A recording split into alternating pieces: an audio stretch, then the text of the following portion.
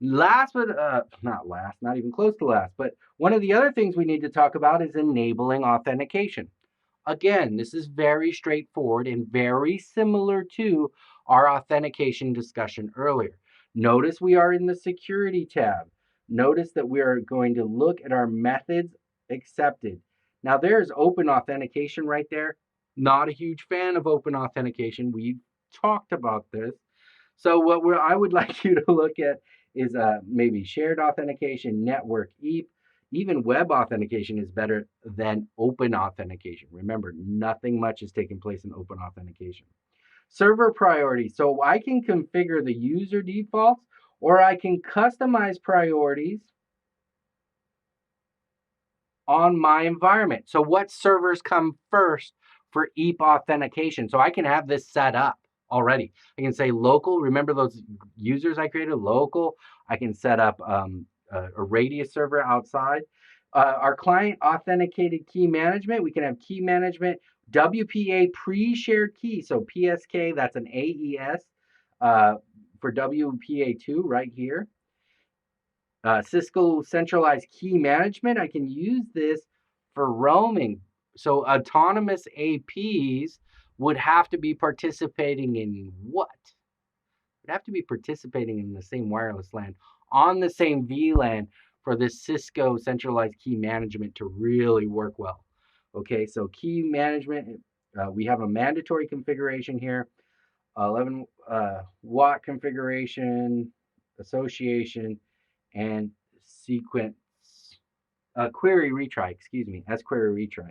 So here we have a lot of security level authentication that's taking place. Now remember, what does this centralized key management allow me to do? It allows the client to roam between APs without having to reassociate.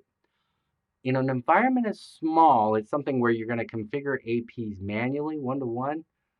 I might not want this. I might want a user to have to re-authenticate the session. You don't have to, but personally, I find it rare that when I'm going out and doing one AP at a time, that this is an environment that actually we would want to have that roaming capabilities.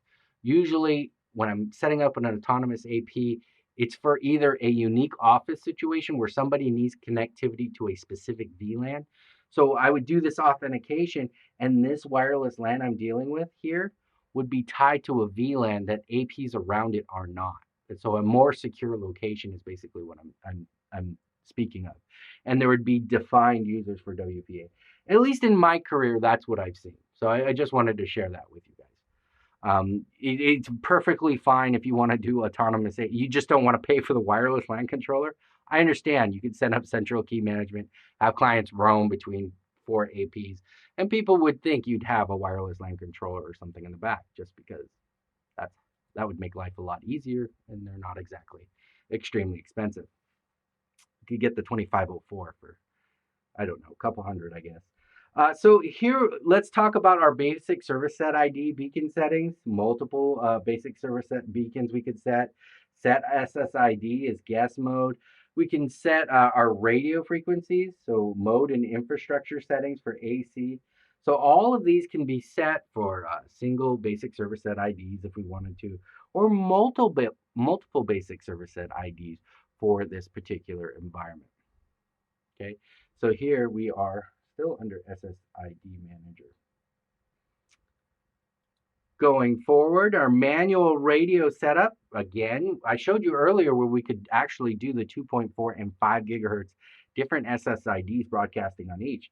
But now we can do an actual radio setup. So we can do least congested frequency. We could choose channels manually. And what's going to happen is least congested channel search is going to recommend some, and you can see those actually listed out. And we could use only selected channels, and we can define our channel width, and we can use, our default radio channel, our dynamic frequency selection, and then our dynamic frequency selection bands. Interesting stuff. And remember, we're still configuring that one wireless LAN for this AP, okay? We haven't stopped configuring it. We're just going down the list. Now, last but not least, our network interface, we can enable the radio. Remember, that's one of the last things we're going to do is enable the radio. So we're going to enable the radio now. And we're going to talk about the role in this radio network. Are we an access point? Are we a fallback access point? Are we a repeater? What are we doing here? Are we a root bridge? Are we a non-root bridge? Are we a root bridge with wireless clients? Non-root bridge with wireless clients. So know where you are in your network. Know the role of this AP as you're configuring it. We have our 11R configuration and our data rates that we want to propagate throughout our environment. So know all these going in so you can actually enable stuff and get things working. Okay.